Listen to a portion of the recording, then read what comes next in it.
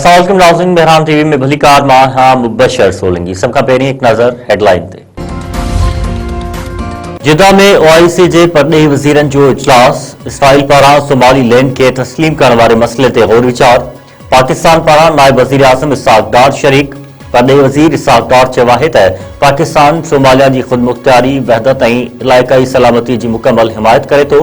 Israel जा क़दम आलमी कानून जी भञकड़ी ऐं ख़िते जी सलामती लाइ गिणती जोॻा आहिनि। इसराइल जे अहिड़नि कदमनि जी मज़म्मत कयूं था। इस्लामाबाद में सिलेंडर धमाको, घोट कुंवार समेत 6 ॼणा फौत, 9 ॼणा ज़ख़्मी। शहर जी G7 वारे इलाइक़े में गैस सिलेंडर फाटण सबबि इमारत मलबे जो ढेर, घोट कुंवार समेत 6 ॼणा अजल जो शिकार। रेस्क्यू टीमुनि वाक़े वारे हंधि पहुची वियूं। फौतनि जा लाश ऐं ज़ख़्मी अस्पताल मुंतक़िल।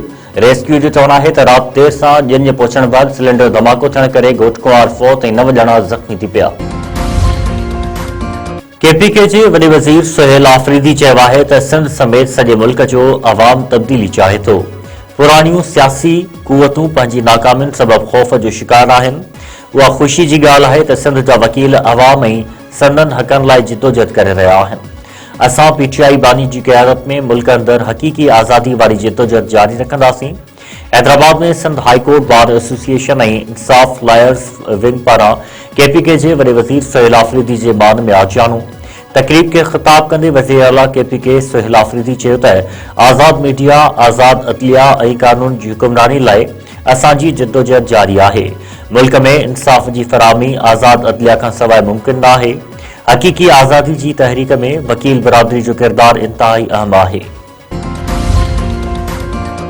सिंध हुकूमत तहरीक इंसाफ़ के जिना ग्राउंड में जलसे लाइ बाज़ाब्ता NOC जारी करे छॾी। सीनियर सूबाई वज़ीर शर्जील इनाम मेमून चयो आहे त PTI क़यादत खे पहिरीं ई कानूनी ऐं आइनी सरगर्मियुनि जी इजाज़त खां आगाह करे छॾियो हो। NOC लाइ कुझु तरीक़ेकार हूंदो आहे जंहिं ते अमल दरामद में वक़्तु लॻंदो आहे। पंहिंजे बयान में शर्जील इनाम मेमून चयो त सिंध हुकूमत पंहिंजो वाइदो पूरो करे छॾियो आहे। PTI सिंध में पंहिंजूं सियासी सरगर्मियूं करे सघे थी।